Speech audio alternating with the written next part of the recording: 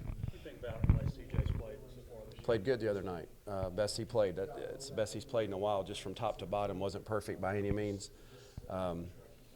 But as far as just the week of preparation and the way he stayed engaged during the game and competed from top to bottom, that was his best game. We need more of that this coming week. About Hudson, I think a lot of people expected him to play. I know he had the concussion in camp. Could we see him any this year? Yeah, sure, certainly you could. I mean, that's kind of been the plan, is we just kind of been preparing him each week as part of the game plan. You know, we're probably the most experienced position group, you know, on the football team, if maybe not the most, but one of the most experienced groups.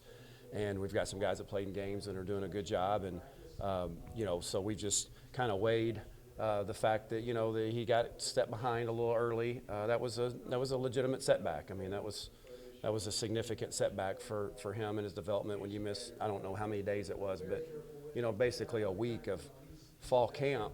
And then we started turning the page pretty quickly to getting ready for the first game. But our emphasis and goal with him has been to continue to prepare him to play, because we think that with his skill set that he certainly could lend itself, especially with the 4-game rule, and when we might need him down the stretch.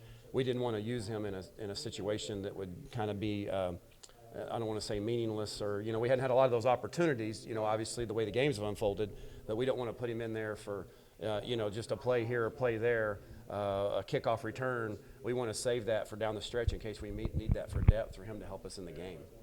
What's the offensive focus been like this week? I know red zone probably has been something y'all are focusing on. Yeah, I mean, obviously that's something we emphasize all the time, is we want to score touchdowns and not field goals. And, you know, we just got to collectively from top to bottom, all 11 guys, we just got to execute better when we get down in that tight red zone, which is hard. I mean, that's, you know, that's the thing in this league. The teams are, you know, the coordinators in this league, they're experienced. They understand how to clamp down in the red zone and play good red zone defense. And obviously you got to combat that with being, you know, executing across the board. And, you know, if you don't have all 11 doing it right, then it can be problematic. But, yeah, that's an emphasis for us. Is, you know, we moved the ball pretty well the other day, but we got to finish with touchdowns, not field goals. And that's the A&M game. That's the Portland State game. That's any game you play. If you take advantage of those opportunities, you know, that's it's going to help your point total, which is obviously going to help the result.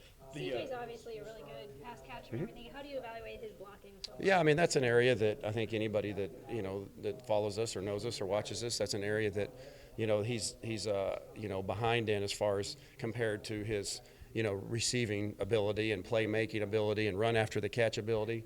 But he has shown flashes of being better in that regard. And you know, really, I've said, you guys have heard me, you have all heard me say this before, that blocking is usually a combination of ability and want to. And he has the ability to, and when he displays the want to, he usually can sustain his block and hold his own in our league. And he did a much better job of that the other night. And that's our standard that we expect from him moving forward, that he'll continue to be like that. And I have no reason to believe that he won't. You came down to the field. What do you think of the vantage point down there? Well, yeah, we weighed that a little bit, and we thought just, you know, that was just for me to be able to be engaged with my players. And then obviously from a special teams perspective, to be able to be there and more involved and be able to communicate with Daniel, just him and I, on a, you know, easier basis without having to say, hey, go to 2 or go, you know, whatever, for us to be able to just have face-to-face communication and be there for the special teams. But more importantly, probably just for my position group. I mean, they were kind of a man without a home, so to speak, down there. Now, part of the reason we initially tried to do that was because of the experience and, you know, maturity that we have there. But I think it just worked out better for me to be with them, and I think that's something we'll probably stick with moving forward. Be